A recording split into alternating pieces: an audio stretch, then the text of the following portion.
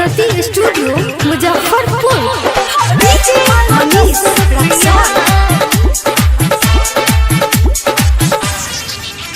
हमारे कसटा के माल हई खाली मन बहलावा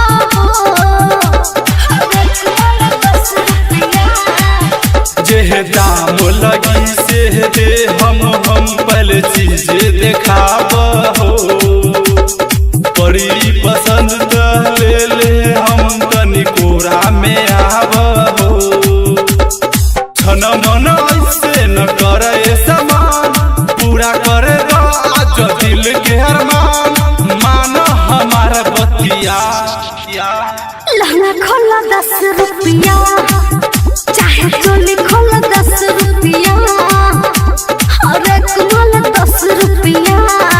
ले लेना ले लेना ले लेना डीजे मनीष